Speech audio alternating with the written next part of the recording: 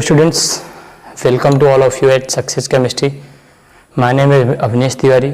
और जैसा last class में हम लोगों ने हाइड्रोजन बॉन्डिंग को डिस्कस किया था और कौन कौन से टर्म होते हैं जैसे स्ट्रेंथ ऑफ हाइड्रोजन बॉन्डिंग और बहुत सारी चीज़ें हमने डिस्कस की थी कि स्ट्रेंथ हाइड्रोजन बॉन्डिंग में क्या होगा। टाइप्स अपना रह गया था, ये चैप्टर का लास्ट टॉपिक है। और अगर हम टाइप्स ऑफ हाइड्रोजन बॉन्डिंग की बात करें तो देखिए, अगर हम टाइप्स ऑफ हाइड्रोजन बॉन्डिंग की बात करें तो देखिएगा ज़रा, types of hydrogen bonding. Actually इस पे बात करते हैं, थोड़ी सी इंपॉर्टेंट बात है और करना भी चाहिए। अगर देखो, अगर हम हाइड्रोजन बॉन्डिंग की बात करें तो दो तरीके से हो सकती है, एक सिमेट्रिकल, दूसरी अनसिमेट्रिकल। आइए बात कर लेते हैं, ये क्या है, सिमेट्रिकल, सिमेट्रिकल एंड ये दूसरी क्या है, unsymmetrical, unsymmetrical, symmetrical and unsymmetrical. आइए बात करते हैं सिमेट्रिकल और अनसिमेट्रिकल क्या होता है। पहले इस पे थोड़ा सा फोकस करते हैं, उसके बाद फिर चीज़ों को एनालाइज करते हैं। जैसे अगर हम सिमेट्रिकल हाइड्रोजन बॉन्डिंग की बात करें, जैसे मान लो आपका ये क्या है, ए, ये आपका H that is bonded with P। ऐसा है सब। देखो यहाँ पे B माइनस भी हो सकता है, अदरवाइज आपका A माइनस भी हो सकता है, पर माइनस तो आएगा मतलब आप मेरी बात समझ रहे हो, माइनस तो आएगा। अच्छा, अगर A और H के बीच की बात डिस्टेंस करें, अगर x1 है और इसके बीच की डिस्टेंस क्या है, x2 है। जब ये distance x1 will be equal to x2, जब आपका ये x1 x2 के इक्वल होगा, मतलब जब A और H के बीच की डिस्टेंस और B और H के बीच की डिस्टेंस जब दोनों इक्वल होगी, जिसको हम बोलते हैं x1 will be equal to x2, तो इस केस में क्या होगा, आपका सिमेट्रिकल हाइड्रोजन बॉन्डिंग होती है। अच्छा, सिमेट्रिकल हाइड्रोजन बॉन्डिंग का एक और केस होता है। देखो, इसकी जो एनर्जी होती है वो होती है bond energy approx equal to 42 kilo joule mole inverse. मतलब इसकी जो बॉन्ड एनर्जी होती है वो 42 किलो जूल मोल इनवर्स के आसपास होती है। अगर हम x1 और x2 की बात करें, अगर हम बोले कि इस x1 की एनर्जी E1 है और इसकी एनर्जी कितनी है, E2 है, तो इन दैट केस जो एनर्जी E1 है, आपको पता है डिस्टेंस पे डिपेंड करती है, तो E1 will be equal to E2। ये आपको ध्यान में रखना होगा कि जो E1 और E2 की वैल्यू होगी that will be equal to, मतलब ये दोनों वैल्यू आपस में क्या होंगे, इक्वल होंगी। अच्छा, यही एक वजह होती है कि जो आपका KHF2 होता है, KHF2 होता है, ये मेंस 2013 में या 14 में पूछा गया था, ये क्वेश्चन था 13, आई थिंक 13 नहीं 14 में ये पूछा गया क्वेश्चन था कि KHF2 किस फॉर्म में एग्जिस्ट करता है। ये K प्लस और HF2 माइनस बनाता है, और ये HF2 माइनस बनाता है क्योंकि यहाँ पे HF dot dot dot F hydrogen bonding की वजह से ये एग्जिस्ट करता है। तो ये मेंस 2014 में ये क्वेश्चन आया था KHF2। जबकि अगर हम बात करें KHCl2 और KHBr2, तो Cl2 और Br2 जो है वो एग्जिस्ट नहीं कर पाते, इस वजह से सिर्फ और सिर्फ कौन करता है, KHF2। तो ये एक आपका अनसिमेट्रिकल का केस होता है। यहाँ पे x1 will be equal to किसके होगा, x2 के होगा। पहली चीज ये आपको याद रखनी है, ठीक है, कि x1 will be equal to x2, और इसका सबसे अच्छा एग्जांपल है आपका क्या, KHF2। जबकि ये KHCl2 और KHBr2 में नहीं देखा जाता है क्योंकि वो नहीं शो कर पाते हैं। इसके बाद अगर हम बात करें अनसिमेट्रिकल की, देखो क्या होगा, H dot dot dot B। Suppose that HB के क्या है, हाइड्रोजन बॉन्ड है, इसको हम क्या बोलते हैं, हाइड्रोजन बॉन्ड बोलते हैं, कुछ और नहीं है, ये हाइड्रोजन बॉन्ड है, इसको हाइड्रोजन बॉन्ड बोलते हैं। ध्यान से देखना, इसका मतलब ये B माइनस हो सकता है और A माइनस भी हो सकता है, कुछ भी हो सकता है। इसका मतलब ये नहीं कि क्या होगा, B माइनस भी हो सकता है, A माइनस भी होता है, कुछ भी हो सकता है, ठीक है। तो इसकी जो डिस्टेंस है ये x3 मान लो, ये क्या है, x4 है। तो अभी यहाँ पे कोई भी एक डिस्टेंस क्या होगी, ज्यादा होगी। जो भी आप मान लो, कोई भी मान लो, हमने अगर मान लिया कि x3 x4 से ज्यादा है, कुछ भी अगर मान लो आप, लेकिन इनकी जो बॉन्ड एनर्जी होगी ना, सबसे पहले इंपॉर्टेंट है बॉन्ड एनर्जी, वो इससे कम होगी, that means less than 42 kilo joule mole inverse. मतलब इसकी जो बॉन्ड एनर्जी होगी ना, that will less than 42 kilo joule mole inverse, मतलब इसकी जो बॉन्ड एनर्जी होगी वो 42 किलो जूल मोल इनवर्स से कम होगी। अच्छा, X3 और X4 में क्या है, अगर ये मान लो इलेक्ट्रोनेगेटिव है तो आपको पता है ये क्या करेगा, इसको अट्रैक्ट करेगा। तो जरा अब आप बताना कि कौन सी डिस्टेंस ज्यादा होगी। देखिए डिस्टेंस ज्यादा होने की बात क्या है, X4 ज्यादा होगी, तो X3 और X4 में X4 ज्यादा होगा, और अगर X4 ज्यादा होगा तो एनर्जी X3 की ज्यादा होगी, E3 ग्रेटर देन E4। ये बात हुई यहां पे कि मतलब E3 की वैल्यू E4 से ज्यादा होती है। This one is the most important concept और आपको ये याद रखना है, ठीक है।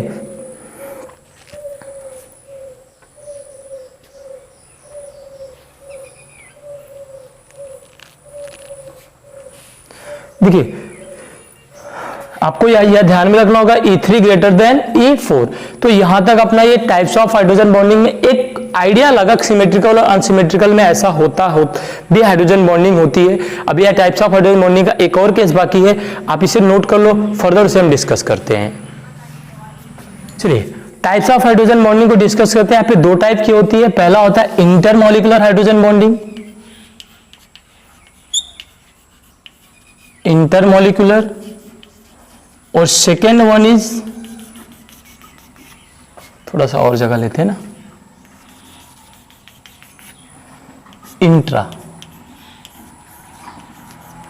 Intramolecular hydrogen bonding.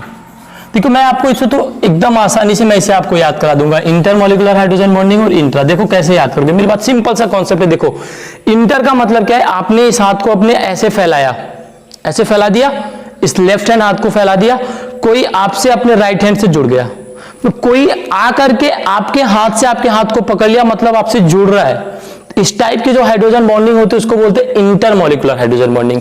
अच्छा इंट्रा क्या होती है, इंट्रा ये होती है जैसे ये देखो, ये मेरे हाथ है, मैंने अपने हाथ को फैला के ऐसे जोड़ दिया, मतलब मैं अपने आप में ही अपने हाथ को जोड़ दिया। अभी इसके पहले क्या हुआ था, मैंने अपने हाथ फैलाए थे, कोई और ज्वाइन कर लिया था, लेकिन अभी मैंने अपने हाथ को अपने हाथ से जोड़ दिया, तो इसको बोलते हैं इंट्रामॉलिक्यूलर हाइड्रोजन बॉन्डिंग। तो इंटरमॉलिक्यूलर बॉन्डिंग क्या होती है, देखो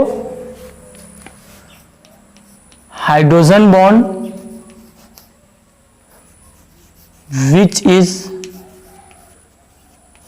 formed between इंटर है ना, टू डिफरेंट मॉलिक्यूल। मतलब जो देखो समझो, ये जो हाइड्रोजन बॉन्डिंग होगी हो सकता है कि टू डिफरेंट हो या टू सेम हो, जैसे वाटर वाटर, मतलब ये जब भी जुड़ेगा बाहर जुड़ेगा, एक ही माल, मतलब ऐसा लिख सकते हो कि hydrogen bonding is form between more than one molecule, more than one molecule. पता आपको समझ में आ रही है मैं क्या कह रहा हूं, कि जब ये एक से ज्यादा होंगे तभी तो एक दूसरे जैसे जुड़ेंगे। लेकिन अगर हम एग्जांपल देखें, देखो OH HOH, देखो दो वाटर मॉलिक्यूल, ऐसा नहीं है कि एक ही वाटर मॉलिक्यूल आपस में जुड़ा हुआ है, ये डिफरेंट है, तो इसीलिए इसको बोलते हैं क्या, इंटरमॉलिक्यूलर हाइड्रोजन बॉन्डिंग। अच्छा इंट्रामॉलिक्यूलर हाइड्रोजन बॉन्डिंग की अगर हम बात करें, देखो इंट्रामॉलिक्यूलर हाइड्रोजन बॉन्डिंग में क्या होगा, तो ध्यान देना, जो होगा the hydrogen bond which is formed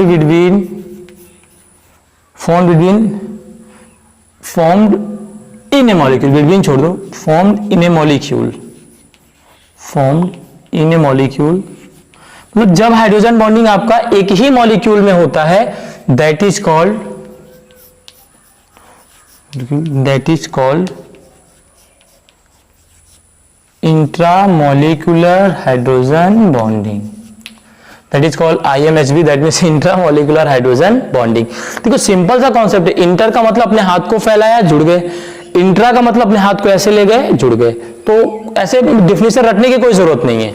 अच्छा इसका एग्जांपल है सैलिसिलिक एसिड, आप ऑर्गेनिक में पढ़ते हो, जैसे ये देखो है सैलिसिलिक एसिड, ये इसके पास OH है और इसके पास C डबल बॉन्ड OH है, ये अपना H रिलीज कर दे, या ये वाला जो हाइड्रोजन है वो इस ऑक्सीजन से जुड़ जाता है। देखो यहाँ पे क्या हो रही है, हाइड्रोजन बॉन्डिंग। तो ये देखो एक ही मॉलिक्यूल के अंदर हो रहा है कि नहीं, इसका भी OH है, इसी बेंजीन रिंग का ये OH है और इसी बेंजीन रिंग का ये कार्बोक्सिलिक एसिड है, लेकिन इन दोनों में आपस में हाइड्रोजन बॉन्डिंग हो रही है, तो इसी चीज को क्या बोलते हैं, इंट्रामॉलिक्यूलर हाइड्रोजन बॉन्डिंग, जबकि इसको बोलते हैं intermolecular hydrogen bonding, intermolecular hydrogen bonding. और आपने एक नाम सुना होगा जिसको हम बोलते हैं chloral hydrate, that mean CCl3CHOH का ट्वाइस, ऐसा होता है CCl3CHOH का ट्वाइस। आमतौर पर ये सुना जाता है, आपने सुना भी होगा, और अपन जब ऑर्गेनिक पढ़ेंगे वहां डिस्कस भी करेंगे कि एक मॉलिक्यूल पर 2 OH एग्जिस्ट नहीं करते हैं, लेकिन क्लोरल हाइड्रेट में क्या होता है, हाइड्रोजन बॉन्डिंग होती है, और इस हाइड्रोजन बॉन्डिंग की वजह से क्या होती है, इसमें हाइड्रोजन बॉन्डिंग, और इस हाइड्रोजन बॉन्डिंग की वजह से एग्जिस्ट करता है। इस बात को हमेशा याद रखना, क्योंकि अच्छा एक और फॉर्मूला होता है क्लोरल, जिसको हम बोलते हैं क्लोरल, बहुत फेमस नेम है क्लोरल, इसको बोलते हैं CCl3CHO। और अगर हम क्लोरल हाइड्रेट की बात करें तो ये होता है, ध्यान देना, ये भी होता है और ये भी होता है, लेकिन ये भी एग्जिस्ट करता है और ये भी एग्जिस्ट करता है। ध्यान से मेरी बात समझना, गलती क्या हो जाती है अपन से, अगर ये कोई पूछ ले कि क्लोरल हाइड्रेट एग्जिस्ट होगा कि नहीं होगा, तो हम क्या बताएंगे, देखो इसमें एक्चुअल में क्या है, फर्दर ये C है, ये Cl, ये Cl, ये Cl, ये C, इस पर 2 OH है, ये OH, ठीक है, ये H। हमको ऐसा लगता है कि ये ऑक्सीजन और ये क्लोरीन क्या करेंगे आपस में, हमको ऐसा लगता है कि ये OH और ये H आपस में मिलकर एक वाटर मॉलिक्यूल निकाल देंगे, पर ऐसा नहीं होता है, ये वाटर मॉलिक्यूल नहीं निकालते, इनके बीच होती है बॉन्डिंग, जिसकी वजह से एग्जिस्ट करते हैं, और यहां से वाटर मॉलिक्यूल नहीं निकलता है, बहुत क्राइटेरिया डालने पे निकलता है तो फिर बना लेता है क्लोरल, लेकिन एग्जिस्ट करता है क्लोरल हाइड्रेट, वजह है हाइड्रोजन बॉन्डिंग। तो हमने यहाँ पे टाइप्स ऑफ हाइड्रोजन बॉन्डिंग को देखा, आप इसे नोट कर लो, फिर कुछ प्रॉपर्टीज हैं हाइड्रोजन बॉन्डिंग की, उसकी बात हम करते हैं, ठीक है, आप इसे नोट कर लो। चलिए अपना एक और टॉपिक स्टार्ट करते हैं, जिसका नाम है एप्लीकेशन ऑफ हाइड्रोजन बॉन्डिंग। बहुत इंपॉर्टेंट टॉपिक है, एप्लीकेशन ऑफ हाइड्रोजन बॉन्डिंग, बहुत ही इंपॉर्टेंट टॉपिक है। आइए इसको हम डिस्कस करते हैं। देखो हाइड्रोजन बॉन्डिंग में तो कुछ नहीं होता यार, अपने को बस इतना याद रखना होता है कि मोर इलेक्ट्रोनेगेटिव एटम का जो हाइड्रोजन है वो किसी डोनर से जुड़ा हुआ हो, इतना अपने को याद रखना होता है। लेकिन एक्चुअल जो प्रॉब्लम है ना वो एप्लीकेशन में है, तो अगर आपको एप्लीकेशन वाला पार्ट क्लियर नहीं है तो फिर आप इस चैप्टर में कुछ कर नहीं सकते हो। तो चलिए पहले हम बात करते हैं कंपैरिजन ऑफ सॉल्युबिलिटी। पहला एप्लीकेशन है comparison of solubility in water. आपको क्या बताना है कि वाटर में जो है सॉल्युबिलिटी बतानी है, किसी भी मॉलिक्यूल का क्या करना है आपको, कंपैरिजन करके वाटर में उसकी क्या बतानी है, सॉल्युबिलिटी बतानी है। सिंपल सा कॉन्सेप्ट है, आपको ये देखना है। चलिए अगर बात करें, लिखिएगा, एक कॉन्सेप्ट हमने पढ़ा है लाइक डिसॉल्व लाइक। देखो मैं इधर थोड़ी सी जगह लेता हूं, चलेंगे उधर अभी। लाइक डिसॉल्व लाइक, एक आप समझ गए होंगे कि मतलब अगर कोई जिस तरह से है उसको डिसॉल्व करने के लिए उसी तरह का मॉलिक्यूल हमको चाहिए। तो नोट करिएगा, the molecule which can show hydrogen bonding, the molecule which can show hydrogen bonding with water is more soluble. हमने लिखा कि मॉलिक्यूल जो हाइड्रोजन बॉन्डिंग शो करते हैं वाटर के साथ वो ज्यादा सॉल्युबल होंगे इन कंपैरिजन टू दिस जो शो नहीं करते हैं। इसका मतलब एक चीज हुआ कि हाइड्रोजन बॉन्ड ज्यादा होता है किससे, डाइपोल इंटरेक्शन से। इस बात को भी आपको ध्यान में रखना है, hydrogen bond is greater than dipole interaction. यहां गलती मत कर देना, लोगों को यह लगता है कि डाइपोल इंटरेक्शन ज्यादा होगा, पर गलत है, आप पूरी तरह सही हो। हाइड्रोजन बॉन्ड डाइपोल इंटरेक्शन से क्या होता है, ज्यादा होता है। ये गलती मत करना, नहीं तो लोग कहते हैं डाइपोल इंटरेक्शन ज्यादा होता है। अच्छा, इसका मतलब एक बात ये हो गया कि solubility directly proportional to, solubility है वो किसके प्रोपोर्शनल होगी, strength of hydrogen bonding, strength of hydrogen bonding. Simple सा कॉन्सेप्ट है, मतलब सॉल्युबिलिटी जो है वो स्ट्रेंथ ऑफ हाइड्रोजन बॉन्डिंग के डायरेक्टली प्रोपोर्शनल होगी। बहुत इंपॉर्टेंट कॉन्सेप्ट है, ये आपको ध्यान में रखना होगा कि हाइड्रोजन बॉन्ड जो है वो डाइपोल डाइपोल इंटरेक्शन से ज्यादा होता है। दूसरी चीज सॉल्युबिलिटी जो है स्ट्रेंथ ऑफ हाइड्रोजन बॉन्ड के डायरेक्टली प्रोपोर्शनल होती है। दूसरी चीज, अच्छा अगर हम बात कर ले, एग्जांपल ले ले RnH2 एनीन में, और दूसरा आपका ले लेते हैं हम मान लो एल्कोहल, हम इसकी वाटर में सॉल्युबिलिटी चेक करते हैं। ठीक है, हमको क्या चेक करना है, वाटर में सॉल्युबिलिटी। सिंपल सा कॉन्सेप्ट लगाते हैं, जरा देखिएगा, ये हो गया आपका R, ये हो गया N, ये हो गया H और ये हो गया आपका H। वाटर में सॉल्युबिलिटी है ना, तो ये H क्या करेगा, देखो यही H होगा, नहीं वाटर का जो H होगा वो इससे जुड़ेगा, मतलब ये H तो ऊपर रहेगा, सपोज दैट ऐसा OH OH, ये हाइड्रोजन बॉन्डिंग तो शो कर रहा है इसके साथ।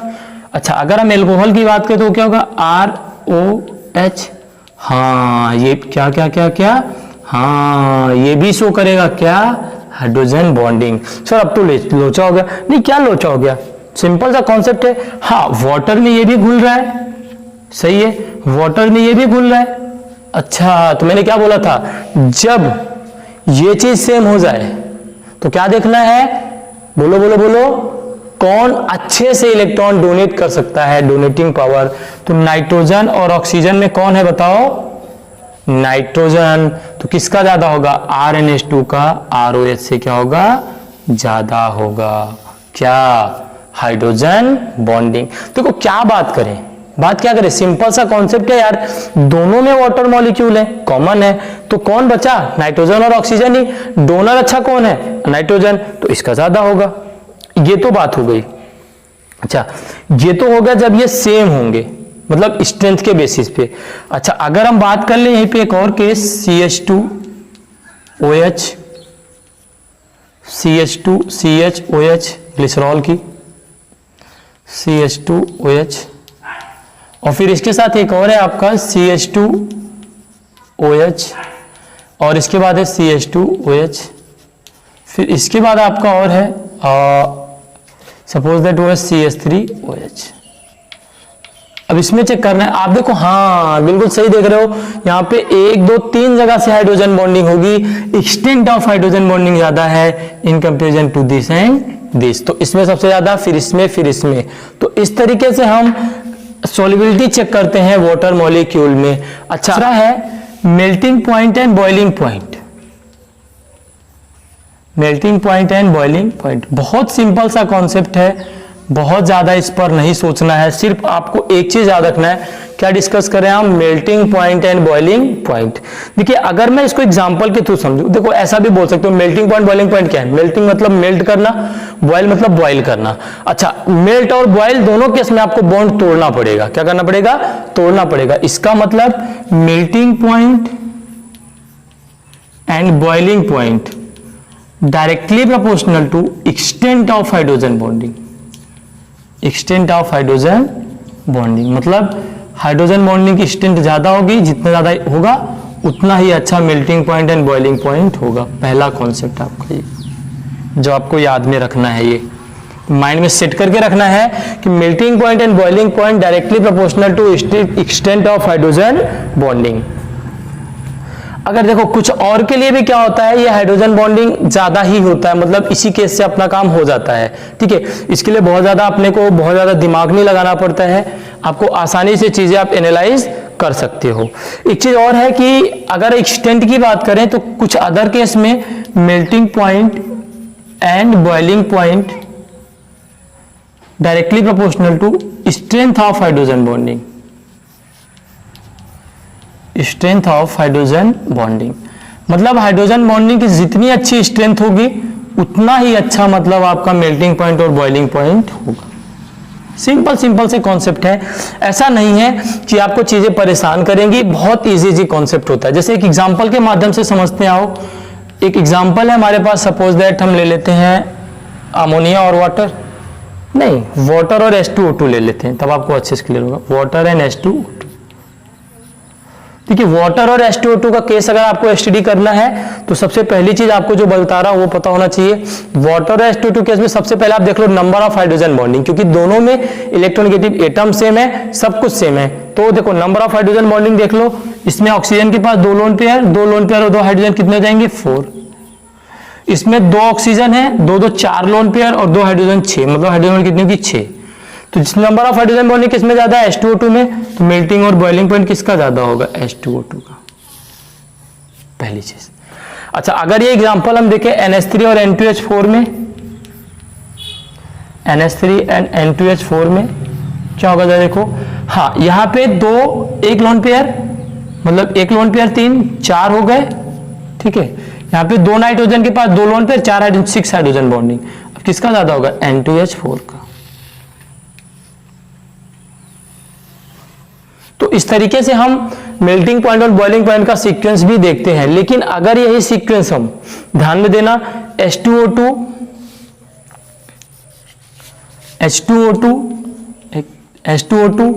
N2H4, अगर ये सीक्वेंस हम H2O2 N2H4 और अमोनिया के साथ साथ वाटर मॉलिक्यूल में देखें, अमोनिया के साथ साथ वाटर मॉलिक्यूल में एक साथ देखें, देखो अब इस क्वेश्चन को कैसे करोगे।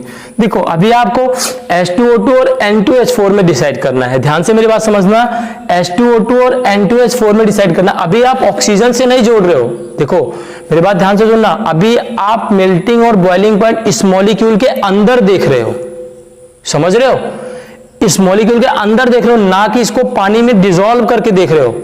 ये गलती हो जाती है लोगों से सॉल्युबिलिटी में और स्ट्रेंथ चेक करने में। स्ट्रेंथ चेक करने में आप हाइड्रोजन बॉन्डिंग वाटर के साथ नहीं करोगे, आप हाइड्रोजन बॉन्डिंग किसके साथ करोगे, उसके मॉलिक्यूल के अंदर करोगे। मतलब जो H2O2 है, अगर हम बात करें OH, सपोज दैट ये वाला O होगा, ये H, तो ये अपने ही किसी मॉलिक्यूल से जुड़ेगा। ध्यान से मेरी बात समझना, OH, मतलब ये H2O2 से ही जुड़ा हुआ होगा। अरे भाई मान लो ये मेरा चौक है ना, ये चौक है, ये एक मॉलिक्यूल है, ठीक है, इसकी मेल्टिंग पॉइंट पता करनी है, तो चौक के मॉलिक्यूल से जुड़े हुए हैं ना, इसको हीट करोगे। ऐसा तो है नहीं कि चौक के मॉलिक्यूल पानी में डिसॉल्व करके आप मेल्टिंग पॉइंट निकाल रहे हो, जबकि जब हमने सॉल्युबिलिटी चेक किया था तो चौक को पानी में डुबाएंगे, तो चौक को पानी से हाइड्रोजन बॉन्डिंग बनाना पड़ेगा, तब इसकी सॉल्युबिलिटी ज्यादा होगी। तो सॉल्युबिलिटी के केस में आप वाटर से हाइड्रोजन बॉन्डिंग बना के देखोगे, मेल्टिंग पॉइंट और बॉइलिंग पॉइंट के केस में इसकी खुद की हाइड्रोजन बॉन्डिंग चेक करोगे। समझ गए कि मैं क्या कहना चाहता हूं। तो आपको पता है H2O2 और N2H4 में इसमें 6 होते हैं, इसमें भी 6 होते हैं, ठीक है। और अमोनिया में कितने होते हैं 4 होते हैं, वाटर में कितने होते हैं 4 होते हैं। लेकिन अब यहां पे आप इलेक्ट्रोनेगेटिविटी से करोगे, हाँ किससे करोगे, हाँ इलेक्ट्रोनेगेटिविटी से करोगे। सबसे ज्यादा किसका होता है फ्लोरीन, फिर ऑक्सीजन, फिर नाइट्रोजन। चलो आओ, तो सबसे ज्यादा किसका होगा H2O2, फिर किसका होगा N2H4, फिर किसका होगा वाटर, और फिर किसका होगा बताओ अमोनिया मॉलिक्यूल का। देखो दोनों चीजों में अंतर है, ये गलती कभी मत करना, ये गलतियां बहुत होती हैं सॉल्युबिलिटी और इसके केस में। सॉल्युबिलिटी में आप वाटर में डिसॉल्व करते हो, कहां पे डिसॉल्व करते हो, वाटर में डिसॉल्व करते हो, ठीक है। ये दूसरा एप्लीकेशन था, आप इसे नोट कर लो। हम अपने थर्ड एप्लीकेशन को डिस्कस करते हैं जो सबसे ज्यादा इंपॉर्टेंट है, और ये इनऑर्गेनिक की जान कही जाती है और गड़बड़ हो जाती है हमसे बहुत बड़ी कभी कभी। कितनी दुखद बात है ना, इतना पढ़ने के बाद भी गलत नहीं होना चाहिए, इसलिए थर्ड एप्लीकेशन बहुत ज्यादा इंपॉर्टेंट है। इसको आप हेडिंग डाल के बनाइएगा, melting point and boiling point in, melting point and boiling point in group 14 to group 17 element, group 14 to group 17 element, and you well known about the group 14 that is contain carbon, silicon, germanium, SN, PB। Kashi ji सुन ले। तो first of all we are going to discuss about the group 15। Group 15 देखिए बहुत ही important है। देखिए group 15 में अगर हम हाइड्राइड की बात करें, सिर्फ हम हाइड्राइड को लेकर चल रहे हैं ना, ग्रुप 15 से ग्रुप 17 तक। आइए अगर हाइड्राइड की बात करें तो क्या होगा, जरा देखो, CH4 SiH4 SnH4 PbH4। जी बिल्कुल सही समझ रहे हो आप, बहुत सही सोच रहे हो। यहां पे कोई भी हाइड्रोजन बॉन्डिंग नहीं होगी, और जब कोई भी हाइड्रोजन बॉन्डिंग नहीं होगी तो आपको पता है boiling point and melting point directly proportional to molecular mass. Molecular mass, हाँ ये तो ठीक है। पहला ग्रुप तो हमें बहुत आसानी से निपटा दिया कि सबसे ज्यादा किसका हो जाएगा, PbH4 का, क्योंकि यहां पे कोई भी हाइड्रोजन बॉन्डिंग नहीं है। चलिए ये तो आपके लिए बहुत आसान हो गया, that's was too easy. Group 15 शुरू हुआ और खत्म हो गया। सर आप तो कह रहे हो बहुत इजी है। आओ ग्रुप 15 के पास चलते हैं, आपकी बैंड बजाते हैं। ग्रुप 15, हाँ कौन है इस फैमिली में? जी हाँ, NH3, नानी, पापा, आंसू, सब बीमार। वाह क्या बात है, नानी पापा आंसू सब बीमार वाले ना जो है ये NH3 PH3 SH3 SbH3 BH3। अरे आप नानी पापा आंसू सबको बीमार मत कर देना, ठीक है, ये तो ट्रिक है याद करने की। आइए क्या करना है, सबसे पहले आपको हम बता रहे हैं मेल्टिंग पॉइंट चेक करो। मेल्टिंग पॉइंट चेक करना है, आ जाओ। मेल्टिंग पॉइंट, ये तो हमको पता है अगर हाइड्रोजन बॉन्डिंग होगी तो मेल्टिंग पॉइंट ज्यादा होगा। हाँ ये जो अमोनिया है ना, इसका जो मेल्टिंग पॉइंट है वो हाइड्रोजन बॉन्डिंग इसमें पाई जाती है। एक्चुअली मेन रीजन ये है कि इसमें हाइड्रोजन बॉन्डिंग पाई जाती है। ओहो, जब इसमें हाइड्रोजन बॉन्डिंग पाई जाएगी बाकी बेचारे तो नील बटा सन्नाटा, जीरो हो गई है। इनमें हाइड्रोजन बॉन्डिंग नहीं पाई जाती तो इनका नील बटा सन्नाटा हो गया। अच्छा, इनमें अगर हाइड्रोजन बॉन्डिंग नहीं पाई जाएगी तो क्या पाई जाएगी जरा बताओ? अगर इनमें हाइड्रोजन बॉन्डिंग नहीं पाई जाएगी तो क्या पाई जाएगी? वंडरवॉल फोर्स के माध्यम से करेंगे, तो मतलब इसको हम मॉलिक्यूलर फोर्स से डील करेंगे। मॉलिक्यूलर मास कर दो, फोर्स नहीं, मॉलिक्यूलर मास से डील करेंगे। अच्छा, इसका मतलब अगर हम मेल्टिंग पॉइंट पर जाएं, ध्यान से समझना, यहां पे बैंड बजती है, तो अमोनिया का तो सबसे ज्यादा होगा। हाँ PH3 का नहीं होगा भाई, BiH3 का होगा। और फिर सबसे ज्यादा किसका होगा? SbH3 का होगा। और फिर आपका AsH3 का होगा। और फिर PH3 का होगा। ये है आपका, और ये आपको याद रखना है। अच्छा, इसमें क्यों, अमोनिया में क्यों हुआ? क्योंकि अमोनिया में हाइड्रोजन बॉन्डिंग पाई जाती है। BiH3 क्यों हुआ? क्योंकि इसका मॉलिक्यूलर मास ज्यादा है। तो यहां से आप इस क्वेश्चन को टैकल कर सकते हो and you can solve it, आप इसे सॉल्व कर सकते हो, मेल्टिंग पॉइंट, ठीक है। अच्छा, इसके बाद जो अगला एक इंपॉर्टेंट टॉपिक है उसको हम डिस्कस करते हैं, जिसका नाम है boiling point in the case of group 15। बहुत ही इंपॉर्टेंट है, इसे आप नोट कर लो तब तक।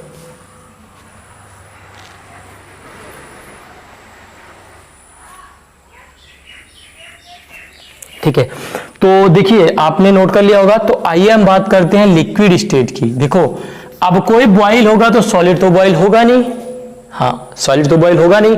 तो यहां पे ऐसा बोल सकते हो कि अमोनिया की सॉलिड स्टेट में, कौन सा स्टेट है? Solid state. भाई सॉलिड ही तो मेल्ट होगा। हाँ, आप तो कुछ भी मेल्ट करा सकते हो, आप तो लिक्विड भी मेल्ट करा सकते हो, तो गैस भी मेल्ट करा सकते हो, टैलेंट है आपके पास। पर मैं तो सिर्फ सॉलिड मेल्ट करा सकता हूं, बस सिर्फ और सिर्फ सॉलिड मेल्ट करा सकता हूं। तो अमोनिया सॉलिड में है तो बॉइलिंग पॉइंट इसका ज्यादा होगा, ओ सॉरी मेल्टिंग पॉइंट ज्यादा होगा। We are going to discuss about the boiling point. क्या होगा? ओहो, आपके अनुसार तो सर यही होना चाहिए ऑर्डर ना, ये होना चाहिए। नहीं भाई, जैसे जैसे लिक्विड में जाता है ना, लिक्विड में अमोनिया जाता है, वैसे इसमें फ्लिपिंग स्टार्ट हो जाती है, और फ्लिपिंग की वजह से ना इसमें एक्सटेंट ऑफ हाइड्रोजन बॉन्डिंग कम हो जाती है। मेरी बात समझ रहे हो?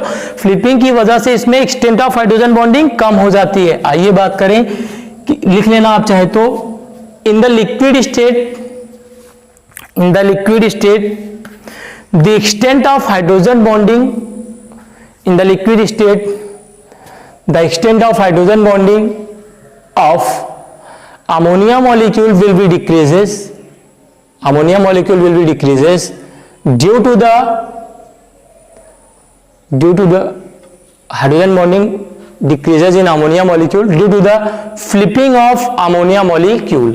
अच्छा फ्लिपिंग क्या होती है? हाँ बहुत अच्छा क्वेश्चन किया आपने। ये है N, ठीक है, ये है H, ये है H और ये है H, ये यहां से करता है हाइड्रोजन बॉन्डिंग, ठीक है। जब इसकी कराएंगे हम फ्लिपिंग, क्या कराएंगे? फ्लिपिंग, फ्लिपिंग तो होगा क्या? देखो ये मॉलिक्यूल फ्लिप कर जाएगा,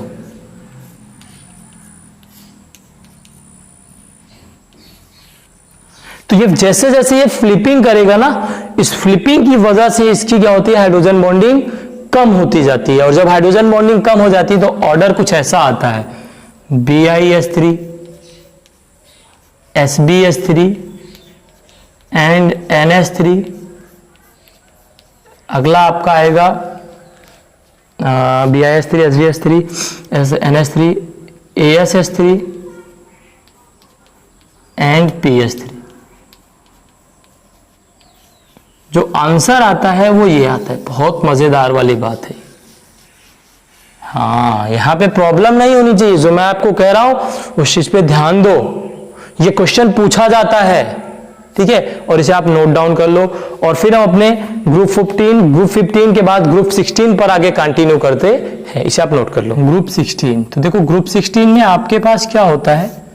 ग्रुप 16 में आपके पास H2O, sulphur, H2SE and H2T। अब आपको ये चेक करना होता है, इसमें आपको बताना होता है। देखो आपको पता है कि वाटर में क्या पाई जाएगी? Hydrogen bonding. अच्छा वाटर में अगर हाइड्रोजन बॉन्डिंग पाई जाती है तो देखो क्या होगा? सबसे ज्यादा किसका हो जाएगा? वाटर का। सिर्फ इसी में हाइड्रोजन बॉन्डिंग पाई जाती है ना, सिर्फ इसी में हाइड्रोजन बॉन्डिंग। बाकी सब में क्या है? हाँ मॉलिक्यूलर मास से देखेंगे। किससे देखेंगे? मॉलिक्यूलर मास से, मॉलिक्यूलर मास से। इसका मतलब H2O का सबसे ज्यादा, फिर किसका? H2। हाँ H2S का नहीं होगा भाई, H2T, फिर H2SE एंड फिर आपका हो जाएगा H2S। ये तो ये बातें हो गई। दूसरी, तीसरी सबसे इंपॉर्टेंट बात है ग्रुप 16 के बाद आइए जो बात करते हैं वो है ग्रुप 17। देखिए अगर ग्रुप 17 की बात करें तो ग्रुप 17 में कौन होता है? HF, HCl, HBr, HI होता है। अच्छा देखो HF में, हाँ यहां गलती होती है, यहां लगता है कि 4 हाइड्रोजन बॉन्डिंग, नहीं, इसमें सिर्फ एक होती है। HF में कितनी हाइड्रोजन बॉन्डिंग होती है? हाई इलेक्ट्रोनेगेटिव की वजह से सिर्फ 1 हाइड्रोजन बॉन्डिंग, हाइड्रोजन बॉन्डिंग। तो अगर हम मेल्टिंग पॉइंट की बात करें तो मेल्टिंग पॉइंट में क्या होता है? HI का हाई मॉलिक्यूलर मास से ज्यादा हो जाता है। सजा किसका हो जाएगा? HI का। सजा किसका होगा? HI का। उसके बाद किसका हो जाएगा? HF का। अच्छा HF का तो हो गया। इसके बाद दोनों कौन आते हैं बताओ जरा, इतनी देर से पढ़ रहे हो आप? HBr और फिर HCl, इसके बाद ये आते हैं, ठीक है। ये तो मेल्टिंग पॉइंट हो गया। और बॉइलिंग पॉइंट में तो सेम सीक्वेंस आ जाता है, सिर्फ और सिर्फ ये चेंज होता है क्या? यहाँ HF आ जाता है, HF, HI, HBr और HCl, क्योंकि यहाँ पे क्या होता है? ग्रुप 7 इसमें हाइड्रोजन बॉन्डिंग होती है। क्या होती है? Hydrogen bonding. तो हाइड्रोजन बॉन्डिंग होगा तो मॉलिक्यूल लेट से मेल्ट होगा, क्योंकि बॉन्ड होंगे, बॉन्ड रोकेंगे तो मेल्ट नहीं होने देंगे, तो मेल्टिंग पॉइंट ज्यादा होता है। तो इसके केस में किसका होता है? HF का ज्यादा होता है। तो यहां पे हमने इस वाले एप्लीकेशन पार्ट को खत्म किया। आइए कुछ क्वेश्चन करते हैं, ठीक है। एक क्वेश्चन करते हैं, arrange the following in increasing, इस एरो का मतलब increasing order of boiling point. पहला क्वेश्चन है आपका H2O एंड D2O में। देखो एक एक क्वेश्चन करके हम डिस्कस करते हैं। अगर H2O और D2O में डिस्कस करें तो दोनों में हाइड्रोजन बॉन्डिंग उतने होंगे, तो किसका ज्यादा? इसका मॉलिक्यूलर मास ज्यादा, तो इसमें हाइड्रोजन बॉन्डिंग ज्यादा। दूसरी बात अगर हम करें H2, ठीक है, H2 के बाद आपका ले लेते हैं T2 एंड D2। इसके केस में क्या होगा देखो, हाँ इसका तो और सिंपल है, बॉन्डिंग तो होगी नहीं हाइड्रोजन बॉन्डिंग, तो मॉलिक्यूलर मास से इसका ज्यादा होगा। अच्छा तीसरा केस अगर हम डिस्कस करें CH3 C डबल बॉन्ड हो CH3 C डबल बॉन्ड हो NH2 और इसी के साथ एक और ले लेते हैं CH3 C डबल बॉन्ड हो OH। सबसे पहले चेक करो देखो कहाँ कहाँ हाइड्रोजन बॉन्डिंग होगी, यहाँ हाइड्रोजन बॉन्डिंग नहीं होगी, इसमें होगी और इसमें होगी। अब इन दोनों में किसमें ज्यादा होगी, 1 2 3 इसमें होगी, 1 2 3 इसमें होगी। तो OH में जो एक्सटेंट ऑफ हाइड्रोजन बॉन्डिंग होगी ना वो इन कंपेरिजन टू दिस इसके क्या होगी, ज्यादा होगी। तो ये होगा, फिर ये होगा, ये सीक्वेंस आएगा। चलिए अगर नेक्स्ट क्वेश्चन की बात करें हम बेंजीन और पायरोल में, सॉरी फोर्थ है आपका, 1 मिनट क्वेश्चन देखना पड़ेगा। बेंजीन, अच्छा प्रॉब्लम है, ये एक अच्छा प्रॉब्लम है। बेंजीन पायरोल, आप वीडियो को पॉज कीजिए और आप चाहो तो कर भी सकते हो। बेंजीन पायरोल और पिरिडीन,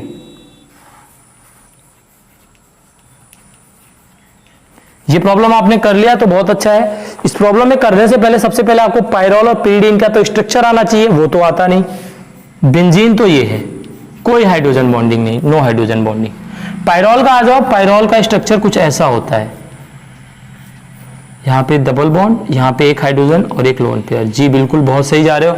पिरिडीन में आ जाओ, हाँ पिरिडीन में हाइड्रोजन बॉन्डिंग नहीं होती है, पिरिडीन में हाइड्रोजन बॉन्डिंग होती ही नहीं है।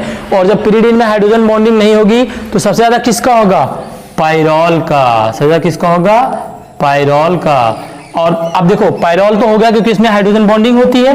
पायरोल के बाद बेंजीन और पिरिडीन में चेक करना है, तो आप किससे चेक करोगे, मॉलिक्यूलर मास से। तो पिरिडीन का मॉलिक्यूलर मास ज्यादा होता है, उसके बाद किसका होता है, बेंजीन का। तो ये हमने देखा, कुछ क्वेश्चंस हमने डिस्कस किए जैसे H2O D2O, H2 T2 D2 और इस सब में। तो आपने यहां से types of increasing order of boiling point या मेल्टिंग पॉइंट आपसे पूछता है, तो आपको ऐसे टैकल करना होता है। इसके बाद अपना एक लास्ट टॉपिक इसमें रह जाता है, आप इसे नोट कर लीजिए, फिर उसे हम डिस्कस करते हैं। चलिए थर्ड एप्लीकेशन की बात करते हैं। थर्ड एप्लीकेशन बहुत ही इंपॉर्टेंट है, वो है एसिडिक स्ट्रेंथ कंपेरिजन। क्या है, एसिडिक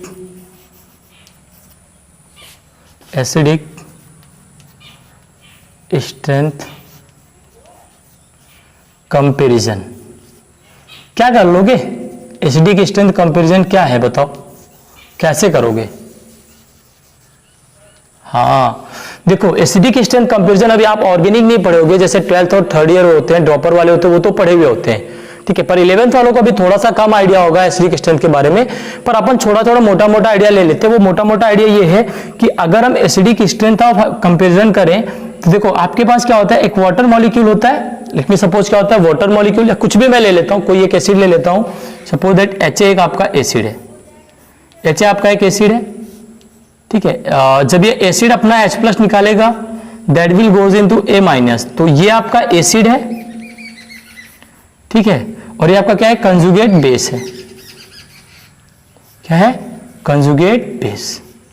ये आपका एसिड है और ये आपका क्या है, कंजुगेट बेस। देखिए अब एक बात करते हैं, जब ऑर्गेनिक केमिस्ट्री हम पढ़ते हैं ना, वहां पे चीजें बताई जाती हैं।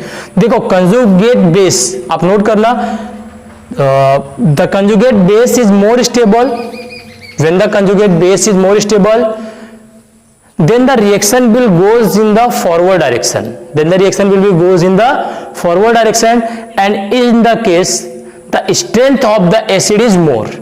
मतलब जितना ज्यादा कंजुगेट बेस स्टेबल होगा उतना ही अच्छा क्या होगा, आपका एसिड होगा। ये ऑर्गेनिक में बहुत अच्छे से हम पढ़ते हैं, ठीक है। इसका एक एग्जांपल करते हैं, अगर हम एग्जांपल की बात करें तो वो है ये मान लो सैलिसिलिक एसिड का आपने नाम सुना होगा, ये OH, ये C डबल बॉन्ड OH, और इसी का आर्थो पोजीशन के बाद मेटा पोजीशन ले लेते हैं, ये OH, ये C डबल बॉन्ड OH, ठीक है। अगर हम सैलिसिलिक एसिड में बात करें, देखो जब ये H+ निकालेगा एसिड, दोनों केस से हम निकालते हैं माइनस ऑफ H प्लस, और यहां से भी हम निकालते हैं माइनस ऑफ H प्लस। देखो ये क्या होगा, OH C double bond O minus, ये होगा। और इस केस में देखो क्या होगा, OH C double bond O minus. देखो यहां पर ये पास पास है ना, ये H और O आपस में क्या करते हैं, हाइड्रोजन बॉन्डिंग करते हैं। लेकिन यहां ये H और O आपस में हाइड्रोजन बॉन्डिंग करेंगे क्या, नहीं करते हैं। तो हाइड्रोजन बॉन्डिंग की वजह से ये, अगर मैं इसको A बोलूं और इसको B बोलूं, तो A is more acidic then B, क्योंकि A का कंजुगेट बेस जो है वो B के कंजुगेट बेस से ज्यादा स्टेबल होता है। तो ऐसे ही आप मैलेइक और फ्यूमेरिक एसिड को कर सकते हो। मैलेइक एसिड में हाइड्रोजन बॉन्डिंग पाई जाएगी एक H+ निकालने के बाद, जबकि फ्यूमेरिक में नहीं पाई जाएगी। तो यहां पर ये थर्ड पार्ट आपका कंप्लीट हुआ। और इसका फोर्थ और इंपॉर्टेंट पार्ट है डेंसिटी ऑफ वाटर मॉलिक्यूल। देखो आप सभी जानते हो कि क्या वजह होती है, आपको सबको पता होगा कि जो वाटर मॉलिक्यूल की डेंसिटी होती है वो 4 डिग्री सेल्सियस पर मैक्सिमम होती है। कितने पर, 4 डिग्री सेल्सियस पर मैक्सिमम होती है। अच्छा, अगर ये 4 डिग्री सेल्सियस मतलब इसके बाद टेम्परेचर बढ़ाओगे तो भी डेंसिटी घटेगी, और इसके बाद बढ़ाओगे तो भी घटेगी। मतलब अगर एक ग्राफ बनाए हम डेंसिटी और उसके वर्सेस, तो ये ग्राफ कुछ ऐसा आता है। मतलब ये डेंसिटी है और ये आपका टेम्परेचर है।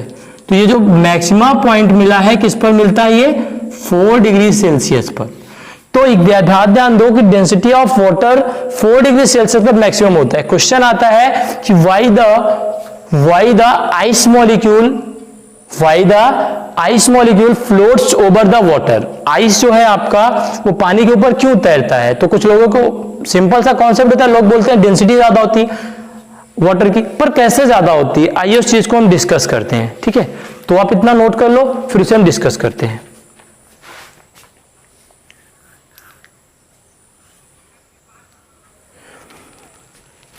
देखिए जो आइस होता है ना, वो कब होता है, 0 डिग्री सेल्सियस पर। जो आपका आइस होगा कहां होगा, एट 0 डिग्री सेल्सियस। ध्यान से मेरी बात समझना, ice will be at 0 degree Celsius. अब इस केस में आप क्या करोगे, देखो आइस अगर आपका 0 डिग्री सेल्सियस पर होगा, सिंपल से मेरी बात समझो आप, आइस में हाइड्रोजन बॉन्डिंग पाई जाती है और मैक्सिमम पाई जाती है। तो देखो ये आपका O हो गया, ये आपका H हो गया, ये आपका H हो गया, कुछ ऐसा हो गया, नहीं सपोज ऐसा नहीं होगा, ये कुछ ऐसा होगा, H, ये H, ये यहां से जो दूसरा वाला होता है ना उसके साथ जुड़ता है। मतलब जो दूसरा वाला होता है उसके साथ जुड़ता है, ये हाइड्रोजन उसका, ठीक है।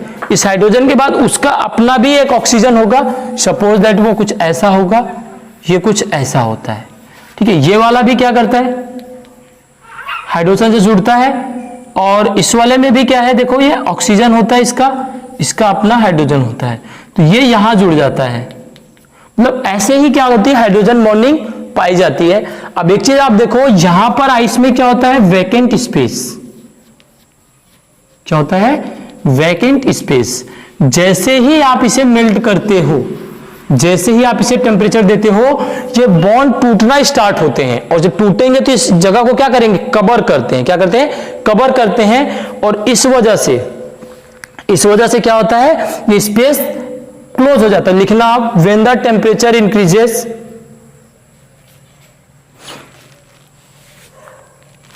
when the temperature increases, ice molecule get melts and the bond coming closer to each other, and the bonds coming closer to each other, and the space will be filled,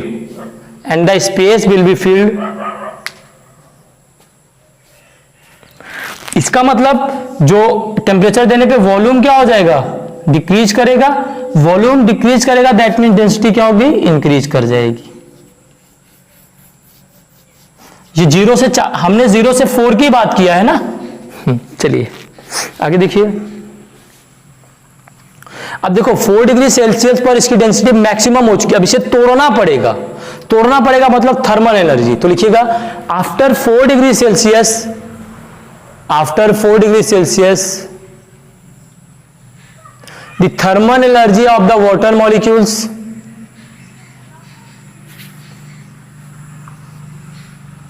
more away